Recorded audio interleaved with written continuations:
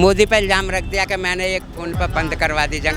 तेरी क्या औकात है जो मोदी से फोन करके तू जंग बंद करवा दे? मोदी ने तो अपने आप करी है भाई, मोदी जी ने तो अपने आप करी है भाई, पब्लिक दोनों ही तरफ से मरती। तो तेरी क्या औकात है भाई? सऊदी अरब भी खिलाफ था, ईरान के साथ आ गया। पाकिस्तान आपको किसने बताया सऊदी अरब ईरान के साथ आ गया? कौन कह रहा है? सऊदी अरब तो अमेरिका के साथ है। मैं भी, अरे नहीं अमेरिका के साथ यार, खामो खा अभी शपथ उसके साथ कोई भी मत आओ। सुन लो, कोई भी मत आओ, वो अकेला बतेरा आप, इसे इजराइल को निपटा के छोड़ेगा। इस झूठे को कौन सी बात है सही? बच्चों को मार रहा, मासूम बच्चों को मार रहा, औरतों को मार रहा, जंग में ये है? उनके सारे तौर तरीके जो है ना वो सेम है। अब होता क्या है कि ये जितनी हाल है ये भी चाचा भतीजों में से हैं, समझे नहीं। बहरहाल ये कलमा पढ़ने को मना करते हैं, कलाम पाक को मानते नहीं, ये डिफेक्ट है और कोई डिफेक्ट नहीं। जो आतंकवाद के खिलाफ इंडिया को उसके साथ खड़ा होना चाहिए, क्योंकि आतंकवाद ही सबसे बड़ा मुद्दा है। ट्रम्प साहब पे हम भरोसा नहीं कर सकते। क्यों? रशिया पे कर सकते हैं लेकिन ट्रम्प साहब, क्योंकि ट्रम्प साहब हमारे साथ भी हैं और पाकिस्तान के साथ भी हैं, वो हमारे साथ भी कर देंगे, वो तो से उनको भी छेड़ देंगे, लेकिन ट्रम्प साहब पे हम भरोसा नहीं कर सकते। नमस्कार, मैं आकाश कुमार और आप देखना शुरू कर चुके हैं भैया जी का। जब जिस तरीके से ईरान और इजराइल का ये जो ऑपरेशन है वो युद्ध में तब्दील होता हुआ नज़र आ रहा है। जो इंडिया की एम्बेसी है ईरान के अंदर, उन्होंने साफ कह दिया कि इंडिया की एम्बेसी ने कि ईरान में जितने भी लोग रह रहे हैं वो सब भारत वापस आ जाओ या फिर वो ईरान छोड़ दो। अमेरिका की जो डिप्लोमेसी है, अमेरिका के जो एम्बेसी है, अमेरिका के एम्बेसी ने भी कह दिया कि ईरान से वापस आ जाओ। ये वही वाला हाल चल रहा है बिल्कुल, कि एक तरफ जैसे रशिया और यूक्रेन में युद्ध चल रहा था, यूक्रेन के लोगों को वापस बुलाया था ताकि रशिया और यूक्रेन में अपने भारत देश के लोग ना पिसें। अभी तक ये ऑपरेशन था। एक बार इजराइल ने सबसे पहले हमला करा न्यूक्लियर वेपन के चक्कर में, तो ईरान ने भी जवाबी हमला करा इजराइल को, वहाँ पे सिविलियंस मार दिए गए। लेकिन ये जो हमला है क्या ये वॉर में बदलेगा? और जिस तरीके से चीज़ों को दिखाया जा रहा है, अभी डोनाल्ड ट्रंप G7 से तुरंत वापस आए हैं। ये वही वाला हाल है जिस तरीके से सऊदी अरब में मोदी जी गए, पहलगाम पर अटैक हुआ और तुरंत भागकर भारत देश आए। इसके पैमाने ये निकाले गए कि भारत देश कुछ बड़ा करेगा। अब जो अमेरिका है G7 में वो लेट पहुंचते हैं और वो तुरंत निकल जाते हैं और वो मीडिया को संबोधित करते हुए कहते हैं कि अब कुछ बड़ा होने वाला है और मैं किसी और वजह से जा रहा हूँ। ये आपको पता है कि क्या बड़ा होने वाला है? नमस्कार सर, नाम क्या होगा आपका? मोहम्मद आमिर। मोहम्मद आमिर जी, क्या लग रहा है कि ईरान इजराइल कहाँ रुकेगा? कहाँ क्या रुकेगा? पहले जो गलती लोगों ने करी है ना वो अब नहीं करेंगे। खत्म करेगा इजराइल, वो गारंटी है। और वो जो बैठा है ना उग्रवादी, कौन उग्रवादी पता है? अमेरिका। ये सबसे बड़ा उग्रवादी है। ये जंगी चाव है, आए समझ में कि मैं शांति करवा रहा हूँ, मैं जंग बंद। यूक्रेन में करवा दी इन्हें जंग। मोदी पे इल्जाम रख दिया कि मैंने एक फोन पर बंद करवा दी जंग। तेरी क्या औकात है जो मोदी से फोन करके तू जंग बंद करवा दे? मोदी ने तो अपने आप करी है भाई, मोदी जी ने तो अपने आप करी है भाई, पब्लिक दोनों ही तरफ से मरती। तो तेरी क्या औकात है भाई? क्या आप जी वो गलत काम कर रहा है? अभी जब दुख नहीं होता, ये इजराइल गाजा में मार रहा था बच्चों को। बिल्कुल। जब गाजा में बच्चों को मार रहा था, औरतों को मार रहा था, जंग में ये है? नहीं, बिल्कुल नहीं। इजराइल, ईरान ने अभी तक तो मारा नहीं। सही बात। तो ये क्या गाजा में क्यों मार रहा था? इसके बाप का गाजा इजराइल वाले का। लेकिन इजराइल इसको खत्म कर देगा इजराइल को अभी। ईरान मानेगा नहीं। इजराइल ये कह रहा है कि न्यूक्लियर वेपन ईरान बना रहा है, हम डरते हैं क्या इजराइल को अगर तबाह कर दिया तो? इसका कर्जी है उस पे। तूने क्यों बना रखे हैं? तूने क्यों बना रखे हैं? तेरा वो नाजायज बाप जो बैठा उसके जरिए बना रखे तूने। डोनाल्ड ट्रम्प ना बनाएगा, हाँ दूसरा ना बनाएगा। तेरे कहने से रोक लेगा, बनाएगा रोक ले। तेरा बीफ को क्या बना दिया?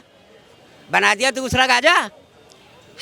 हाइफा को क्या बना दिया? बना दिया गाजा। वो कह रहा हाइफा में जो 6 मिसाइलें गिरी हैं उसमें मात्र 8 लोग मारे गए, 60 लोग घायल हैं। उनने तो पब्लिक को तो वो मार ही नहीं रहा है।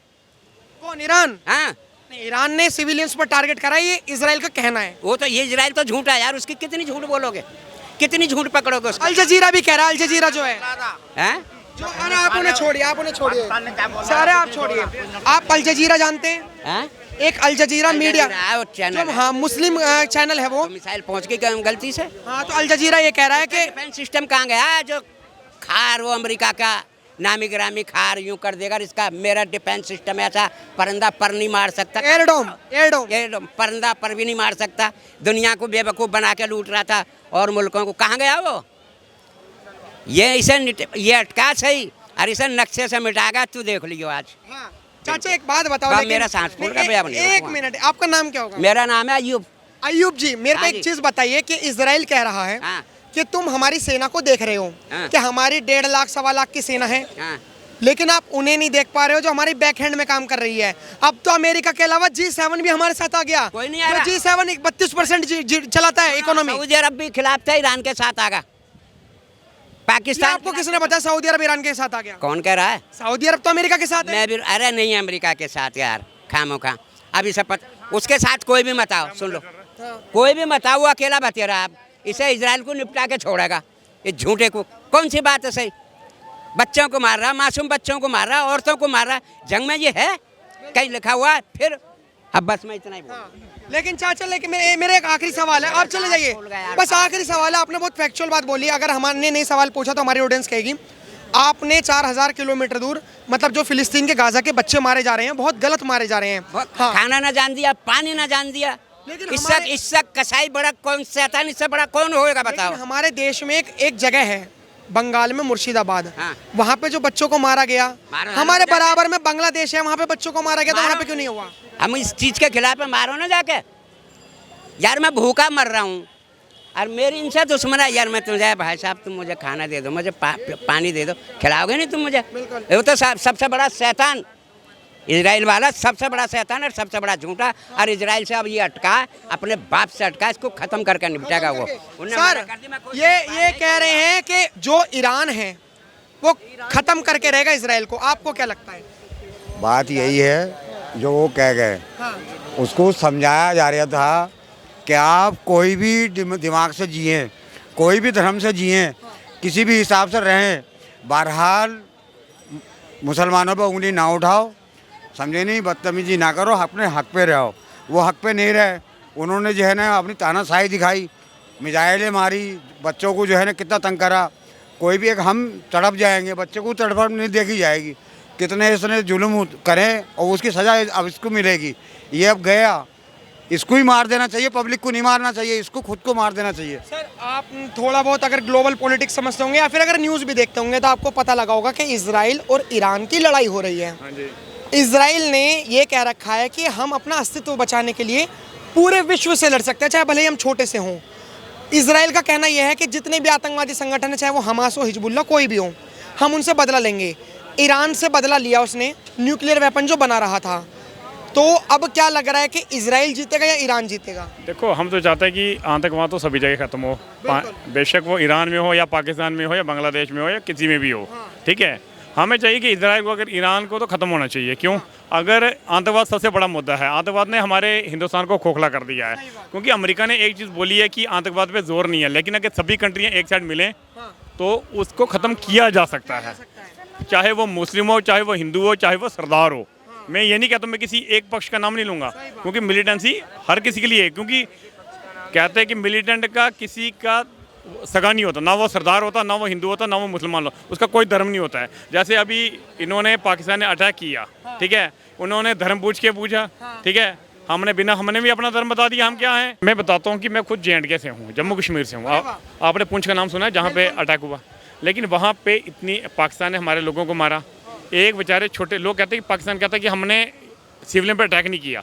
छोटे बच्चे हमारे जो जुड़वा बच्चे थे, मतलब कि सेम दिन वो पैदा हुए और सेम दिन वो इकट्ठे मरे, उनके ऊपर पाकिस्तान अटैक किया।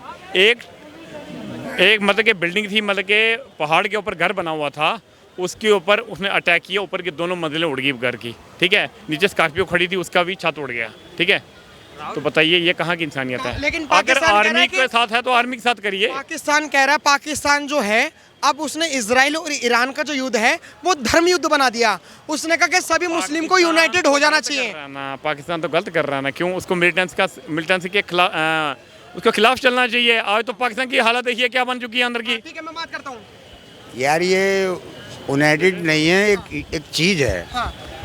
हमें ये सोचना चाहिए इंसान के तौर पे कि पहली बात तो सबसे अच्छी चीज़ इंसान बनाया उसने, किसने बनाया हमें जानने की ज़रूरी है कि बनाया किसने, ये दुनिया किसने बनाई है और किसकी है और हम किसकी पूजा करते हैं और हम कौन है, ये है सारी। वो कुछ नहीं है धर्म पे बना दिया या क्या। शहबाज शरीफ तो ये कह रहे हैं। सुनिए मेरी बात सुनिए, वो सारे के सारे कारनामे मुसलमानी करते हैं, यहूदी मुसलमान थोड़ी ना है। अरे सारे कारनामे यार, नहीं, ये गलत सोच है। मेरी बात सुनिए, सभी मुसलमान एक जैसे नहीं है। मेरी बात सुनिए, आप कश्मीर का जिनका नाम क्या लेते हैं ना, मैंने क्या वो तो बोला? मुसलमान है और ये पता है क्या कह रहे समझा? हैं, मैं सवाल बता रहा हूँ, ये कह रहे हैं कि जैसे आप सिख हो, ऐसे वो यहूदी हैं जो ज्यूज रहते हैं वहाँ पे इजराइल में, ये कह रहे हैं कि ज्यूज जो हैं वो मुस्लिम ही हैं, मुस्लिम से निकले हैं वो। अब उनके सारे तौर तरीके जो है ना वो सेम है। अब होता क्या है कि ये जितनी हाल है ये भी चाचा भतीजों में से हैं, समझे नहीं? बहरहाल ये कलमा पढ़ने को मने करते हैं, कलाम पाक को मानते नहीं, ये डिफेक्ट है और कोई डिफेक्ट नहीं। कि जो ईरान है इजराइल उसे ख़त्म कर देगा, आपको ऐसा क्यों लग रहा है कि ईरान बहुत कम शक्तिशाली है? ईरान इसलिए कम शक्तिशाली है क्योंकि वो आज तक तो पाकिस्तान की तरह आतंकवाद ही पालता है।